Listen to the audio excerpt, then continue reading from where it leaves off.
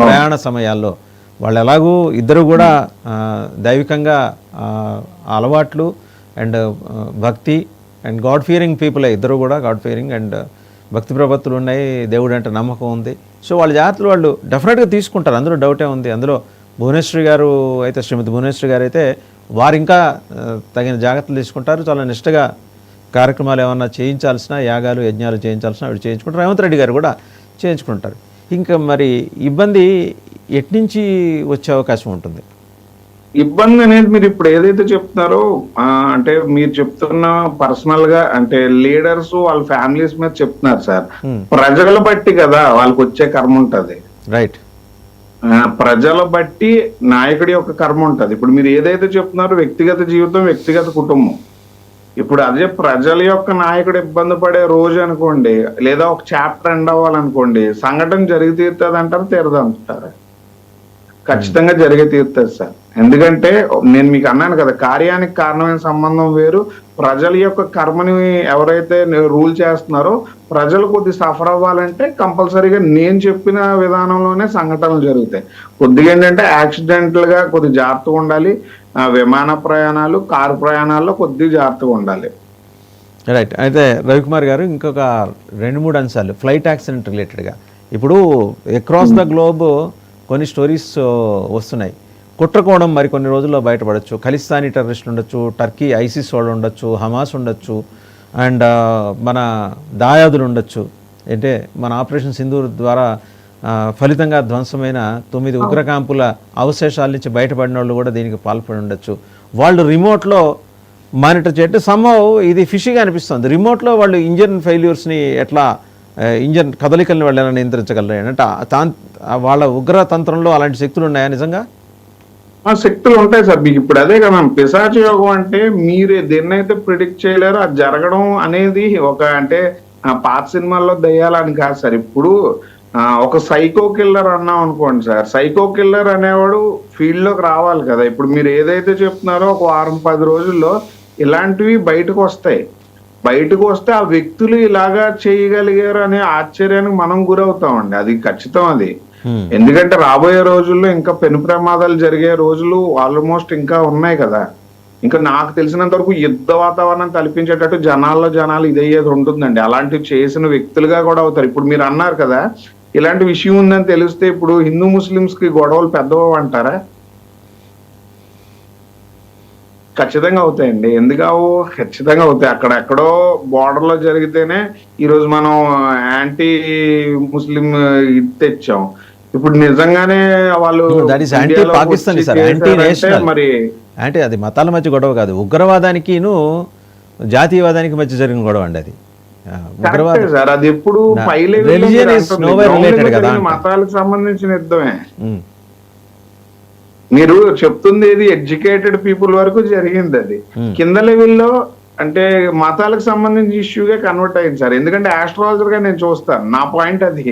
మీకు ఎలా ఇండికేట్ చేస్తారండి? అంటే మతపరమైన రిలీజియస్ ఇంటాలరెన్స్ పెరిగిపోతుంది అన్నారు మీరు, మతపరమైన అసహనం పెరిగిపోతుంది, దాడులు జరుగుతాయి, కల్లోలాలు జరుగుతాయని. అది ఎన్నాళ్ల లోపల మీరు దాన్ని యాంటిసిపేట్ చేస్తున్నారు? అంటే మీ సబ్జెక్ట్. నేను ఇక్కడ నుంచి ఎగ్జాక్ట్ గా 1 year సార్. 1 year లో ఇలాంటి విపరీతమైన చర్యలు జరుగుతాయి కన్ఫామ్ గా. అంటే అది మీకు ఇప్పుడున్న ఈ ఫ్లైట్ యాక్సిడెంట్ దానికి తొలి నాందండి. యాక్చువల్ జరిగిన దగ్గర నుంచి 1 year చెప్పాలి, బట్ ఇది ఇప్పుడు జరిగింది కాబట్టి ఇక్కడ నుంచి మీరు 1 year చూసుకోండి.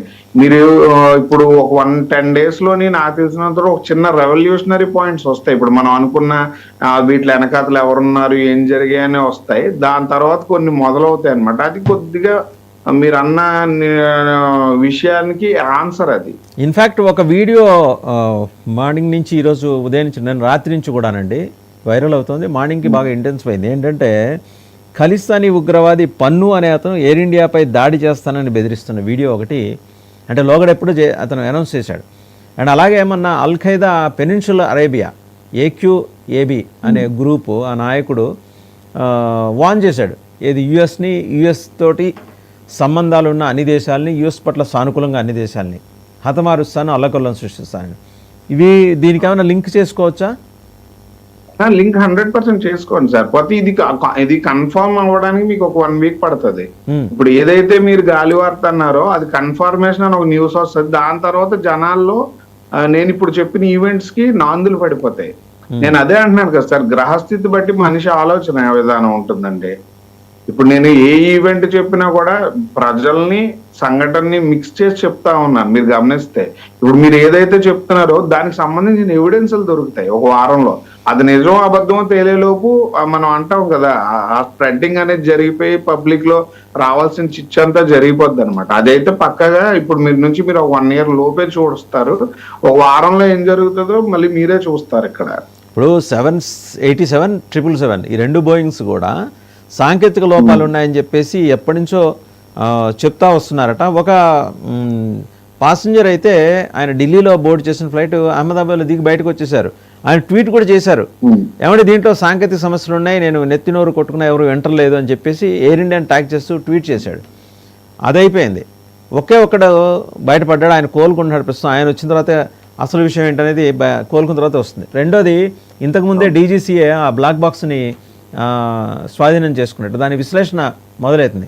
అంతు చిక్కని విషయం ఏంటంటే 2 ఇంజన్లు ఒకేసారి ఎట్ ఏ టైం ఎలా ఫెయిల్ అవుతాయనే దాని మీద అలాంటి అవకాశం ఉందా? ఇప్పుడు మీకు ఒక చిన్న ఆన్సర్ సార్, ఇది మనం అంటే ఆస్ట్రాలజీ పాయింట్ లో కాదు, నా ఒపీనియన్ అనుకోకండి. ఇప్పుడు జనరల్ గా ఇలాంటి ఫ్లైట్స్ ఉన్నాయి, వీటినే టార్గెట్ చేసి బ్లాస్ట్ చేయాలని అనుకున్నారు అనుకోండి టెర్రరిస్టులు, అది వాళ్ళకి ప్లస్సా మైనస్సా? అంటే వాళ్ళ కోణంలో వాళ్ళు రిమోట్లో దాని కోడింగ్ చేసుకోగలరు, డీకోడింగ్ చేసుకోగలరా? ఇప్పుడు అదే సార్, అంటే నేనేమంటున్నానంటే ఇలాంటి టెక్నిక్ అంటే ఇప్పుడు బాంబ్స్ తెచ్చిపెట్టి హైజాక్ చేసే పరిస్థితులు లేవు కాబట్టి ఇలాంటి ఫ్లైట్స్ గానీ ఎంచుకొని ఉండొచ్చు కదా. ఇప్పుడు అలాంటివి కూడా ఇలాంటివి ఉన్నాయి బ్యాక్ సైడ్. ఇవన్నీ ఇప్పుడు మీరు చెప్తున్న వాటి కానీ కోరిలేటెడ్ 1 week లో కొన్ని కన్ఫర్మేషన్స్ ఉంటాయండి. వాటిని బట్టే ఈ విషయాలు ముందుకెళ్తాయి ముందు రోజుల్లో. అది పబ్లిక్ మీద అయితే చాలా నెగిటివ్ ఎఫెక్ట్ తెస్తారు చూడండి. రెండోది అంటే ఒకటి రిమోట్లో ఆపరేట్ చేసి దాన్ని బ్లాస్ట్ చేసిన పరిస్థితి ఉంటుందనేది ఒక అబ్జర్వేషను. ఆల్రెడీ స్టోరీస్ గ్లోబల్ మీడియాలో తిరుగుతున్నాయి. జామ్ చేస్తుంటే ప్రమాదం జరిగిపోతుంది. నేను అనేది అదేనండి, రిమోట్ ద్వారా జామ్ చేయొచ్చు కదా. ఇప్పుడు రాడార్ వ్యవస్థలు వచ్చేసినాయండి, కొత్త రాడార్ వ్యవస్థలు వచ్చినాయి. రాడార్ వ్యవస్థల ద్వారా నియంత్రించవచ్చు కదా. నేను అనేది అదే, దాన్ని మీరు ఇంకో భాషలో దాన్ని చేతబడి అంటారా, తంత్రం అంటారా, that is up to you. నేను చెప్తున్నాను కదా సార్, పిశాచ యోగం తప్పదండి. పిశాచ యోగం అంటే మనకు అంతుపట్టంది అంతు చెక్కందే కదా. ఇప్పుడు మన పూర్వం రోజుల్లోని మనిషి సన్నంగా అయిపోతుంటే పిశాచం పట్టింది, వీడు సన్నంగా అయిపోతున్నాడు అని అనుకున్న శాస్త్రం సార్. ఎప్పుడు కుజుడు కేతు కలిసినా కూడా మతాలకు సంబంధించిన గొడవలు వస్తే విచిత్రాలు జరుగుతాయి, విచిత్ర ప్రమాదాలు జరుగుతాయి. అందులో మనకి గురువు ఎప్పుడైతే గురువు మనకి మిథున రాశిలో ప్రవేశించాడో మనం జాగ్రత్తగా ఉండాల్సిన విషయం ఫ్లైట్స్ విషయంలోని, కార్ల విషయంలో.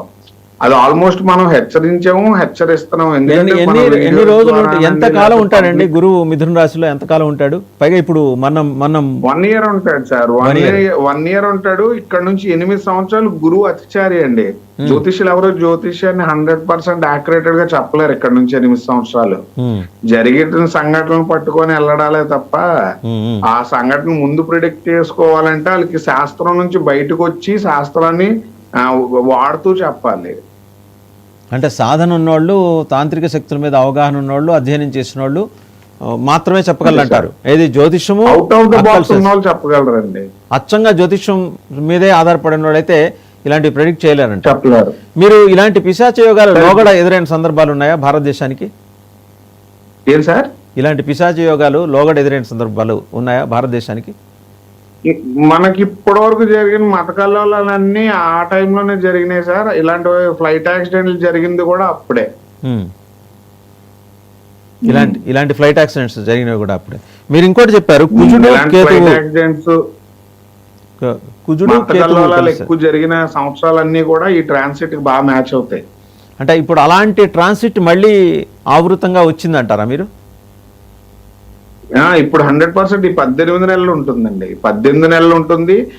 మీకు నేను మామూలుగా ఇప్పుడు ఒక ప్రిడిక్షన్ చెప్పాను అనుకోండి, రానున్న 18 నెలల్లో ఎవరో ఒకరు, అంటే రూలింగ్ అని చెప్పను కానీ మెయిన్ సీఎం లెవెల్లో ఉన్న వ్యక్తికి మళ్ళీ ఇలాంటి ప్రమాదాలు ఉంటాయి. సేమ్ విమాన ప్రమాదాలు ఉంటాయంటారు. విమాన ప్రమాదాలు ఖచ్చితంగా ఉంటాయి. విమానం ద్వారా జరిగేవి ప్రమాదాలు ఖచ్చితంగా ఉంటాయి. రెండు మత కల్లోలాల గురించి మాట్లాడుతున్నారు. ఇప్పుడు రీసెంట్గా చూస్తున్నాం, అంటే ఇప్పుడు ఇజ్రాయెల్ ఇష్యూ తీసుకుంటే ఇజ్రాయెల్కి హమాస్ తోటి ఉన్న గొడవ వల్ల మొత్తం ఒక 4-5 ఇస్లామిక్